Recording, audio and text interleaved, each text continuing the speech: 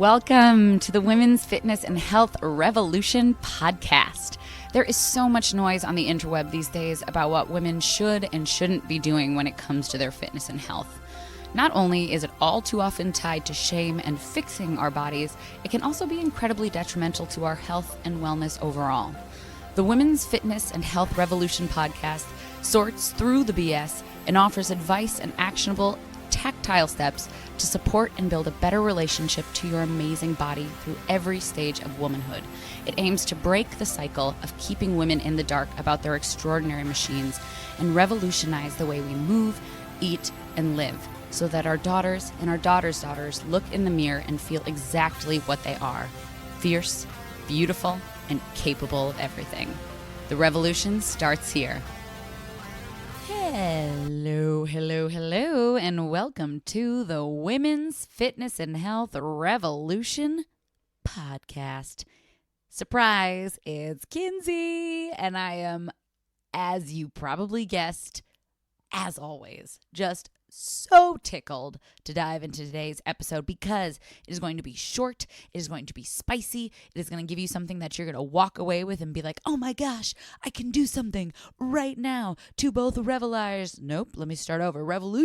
both my health and my fitness. And I'll tell you what, that is something to be excited about. Today's topic, drumroll, is 15 hacks to get more movement each and every day. And I'm not even talking about exercise, y'all, because it is so easy to get caught up in the glitz and the glam of all things exercise. That's what we think about exercise, right? It's so glitzy, so glammy. The point is, it's so easy to forget that almost more important than working out, cough, cough, strength training, is daily movement, as in what we're doing with our bodies all day long. A lot of folks, researchers and doctors, will actually argue that it's more important to get in, especially to focus on getting in this daily movement than it is to get an exercise. I don't fully disagree with that, but the fact that lean muscle mass is such a non-negotiable when it comes to pretty much all things health, disease-free aging, etc., I'm going to have to say, please also lift some weights. But boy, oh boy, our bodies were just straight up meant to move. Thinking of in the scope of this planet, not so distant nomadic ancestors, our daily life is night and day different when it comes to the amount of movement we create with our body every single day. I talk a lot about why this specifically is so critical to our overall health in episode 23 of this podcast, when I gave you my hot take on underdesk treadmills that actually just turned into a rant about why walking will save our lives. I'm going to put the link in the show notes so you can listen to that one. It's also a little shorty. But a big spoiler is that research has showed that even a number as low as 7,000 daily steps, just 7,000, not even that like 10,000 we hear all about. 7,000 daily steps is enough to decrease our risk of all-cause mortality by 50 to 70%. Yowza. And if you aren't motivated by that, the Mayo Clinic Foundation for Medical Education and Research had this to say about NEAT, which, by the way, is just a fancy name for non-exercise activity thermogenesis, aka moving more throughout the day, aka we're like 30+% of our, not that this matters, but our energy burn. Caloric burn would be the thing that like buzzwords you, but energy burn throughout the day comes from. So Mayo Clinic says this: obesity is linked to cardiovascular disease. The global increase in sedentary lifestyle, remember what I just said, is an important factor in contributing to the rising prevalence of the obesity epidemic. Traditionally, counseling has focused on moderate to vigorous intensity exercise with disappointing results. And I'm going to caveat here. It doesn't specify what exactly that exercise is. A lot of times in these programs, it is moderate to vigorous, just looking at heart rate. So it's more like cardiovascular. I have a whole episode on why that necessarily wouldn't get you results when muscle is our most expensive caloric tissue. Anywho, it also helps blood sugar regulation. Back to Mayo. Non-exercise activity thermogenesis, or NEAT, neat little word, is an important component of daily energy expenditure. It represents the common daily activities such as fidgeting, walking, and standing. These high-effect NEAT movements could result in up to an extra 2,000 kcal of expenditure per day beyond the basal metabolic rate. And just for frame of reference, basal metabolic rate is the majority of the energy we expend, and it literally is just to exist, the amount of energy it takes to operate our human machinery, which is a lot more, and the huge reason why folks who are on those super low cal diets, like 12,000 or less, have such chronic issues almost right away, but certainly down the line, because the majority of our basal metabolic rates are like 15 and higher. It's crazy. Anyway, point is, that's what our basal BMR is. Back to Mayo. Depending on body weight and level of activity. So that they were saying, to finish that off, these NEAT activities can burn up to 2,000 calories depending on what your body is like already and depending on how much activity you are doing throughout the day. Implementing NEAT during leisure time and occupational activities could be essential to maintaining a negative energy balance. NEAT can be applied by being upright, ambulating, and redesigning workplace and leisure time time environments to promote NEAT. Spoiler, that's what we're going to talk about, so get excited. The benefits of NEAT include not only the extra calories expended, and this is the big one, but also the reduced occurrence of the metabolic syndrome, cardiovascular events, and all-cause mortality. So we're talking all those heavy hitters, right? We're talking diabetes, we're talking heart disease, we're talking high blood pressure, we're talking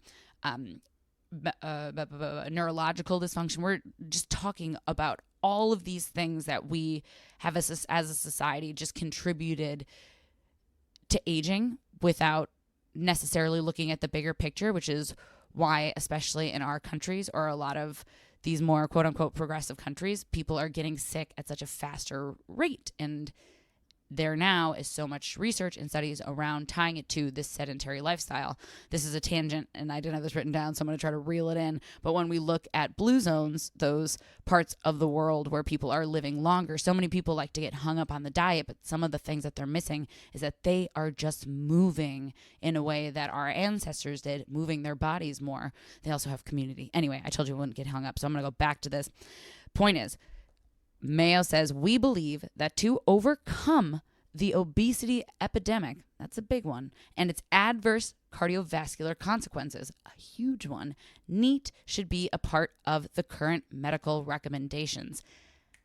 Say less, Mayo. I don't always agree with conventional medicine, but my goodness, I do with this one. I also don't usually read this much of a paper, but hot dog water, this was a spicy take, and I think we all could benefit from listening up to it. A, because our health and our vitality as we age absolutely depends on it. And B, it's just such a deeply sustainable approach to our health. I totally understand why there is a barrier to entry on exercising, especially with the interweb making strength training look like it was designed solely for bodybuilders and fitfluencers. Spoiler, the population who can benefit the most from strength training is postmenopausal women. So let's keep flipping that narrative, please. The point is, I totally get it. But talking about increasing our daily movement, like fidgeting, yeah, you heard that to the second grade teacher I blocked out the name of because I was traumatized by how often I got yelled at for fidgeting. Anyway, movement like fidgeting, standing, brushing our teeth, washing the dishes, putting on clothes, that feels way more doable because we're already doing it. And I want to keep this podcast short. Boy, oh boy, you know that is a struggle for me, so that you can have these action steps right at your fingertips, so that you have them easy to share with the people you love, and that you can just listen and come back to this over and over again without it being a whole thing. So I'm going to deep dive right now into the nitty-gritty 15 things that you can start doing today to get your need up. Isn't that neat? 1, it's going to be the longest one, but it's going to be packed with tips. Walk more. Duh, I know. But here's the deal. Here are some ways how. Park further away from your office or the grocery store. And bonus points if you have to carry things while you walk. Keep things further away from you at work, so you have to walk to get them. So if you have say over it, put your office as far away as you can from bathrooms, water, refrigerators. And if you don't have say where it goes, take the long way. Do a loop around your office floor before you get to your destination. And if you're about to tell me that's wasting time, I have had plenty of employees, and I am an employee myself, and I know we be on our phones during work, so this is going to be worth it. Heck, scroll on Instagram while you watch water. I don't care. Whatever you need to do to justify it. Walk to lunch, or walk on your lunch break and then eat your lunch at your desk.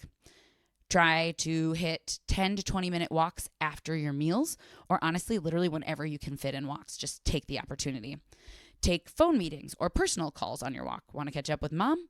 Take it on a walk. Need to have a meeting? Take it on a walk.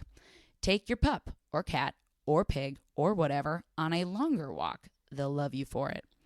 Push a stroller and get your kiddos outside too. Bonus neat points for carrying and pushing your kids. Hey, plan hangouts that involve walks or hikes. Go on date nights that are walking distances in your neighborhood, and a double bonus here as well for supporting local businesses. And if this all seems too extra, get a walking pad for your desk. Like I said, I'm already attaching that podcast episode for you to listen to because I just think it's a great no-brainer if it's available to you. And if you need external validation, go ahead and get a wearable or a pedometer. I definitely have my issues with wearables, but they sure are helpful when motivating our step count, especially after we see how few steps we're taking, i.e. the average American gets 3,500 or less steps a day. Not great. Remember, 7,000 is what we're aiming for. Another great way to get steps in, if external validation is a thing, challenge a friend or a whole office to a step challenge, but do it healthily, please. Don't go crazy. Okay, so that was 1 of 15. I promise they're not all that long, but wow. Just from there, we have so many options. 2, take the stairs whenever possible. I know this is technically walking, but it's also a super practical way to not only move, but to stabilize our blood sugar. Lots of research has actually showed that as little as 3 minutes of walking up and down stairs after a meal can help stabilize our blood sugar, which is incredibly important for all of us, but especially if you are someone with diabetes or pre-diabetic, we're really looking for tactical ways to get our blood sugar under control. And there's one for you. Put on a Rihanna song, walk up and down the stairs, and get back to work. 3, sit butt on the floor or on a Swiss ball or on another surface that forces you to use your core to hold yourself up. It takes hella energy for our body to hold itself up versus getting to sit back and probably slouch in an office chair, which is also why this is a great option for chronic pain management, because so much of our chronic pain is caused by holding our body in a seated position for extended periods of time. Katie Bowman is a biomechanist and a total baddie. She is the voice of the Move Your DNA podcast and is a fabulous resource to deep dive into the movement nutrition of active rest and so many other things, but check her out. 4, set a squat clock, like a shot clock, but good for us. Every 60 to 90 minutes, have an alarm set to get out of your chair and do 15 to 20 air squats, push-ups, kettlebell swings, really any multi-joint movement. Or you could do 60 seconds of jumping jacks or high knees, or you just dance for 60 seconds. That is a great way to move your body. Which brings me to number 5, dance. I wasn't even thinking about that until I just wrote it above, but shaking it is a great way to take care of our body. It's moving it all over in multiple planes. It's shaking out tension, and it de-stresses us. So put on your T-Swift, you know who you are, and shake it off. Even just one song, and I promise you, you are going to feel great for a myriad of reasons. 6, do chores. Oh yeah, it's a double whammy. Cleaning your house and a happy physiology. Anyone else sweat when they vacuum? Just me?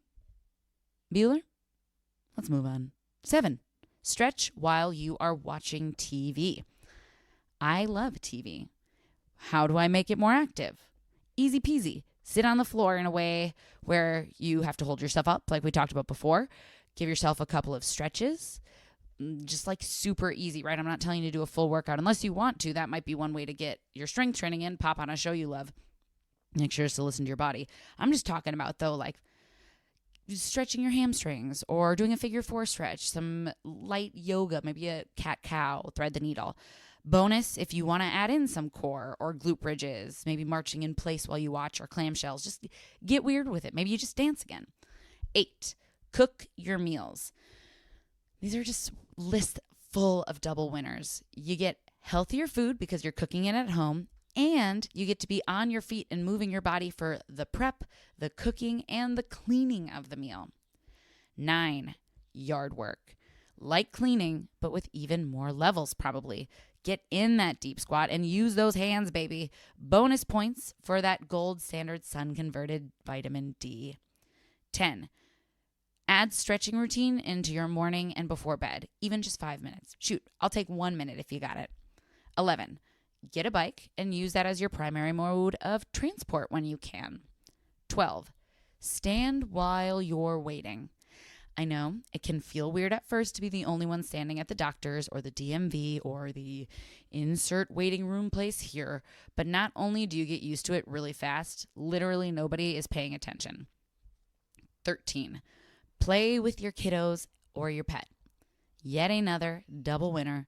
You get your NEAT way up because those guys burn us adults out in a wonderful way.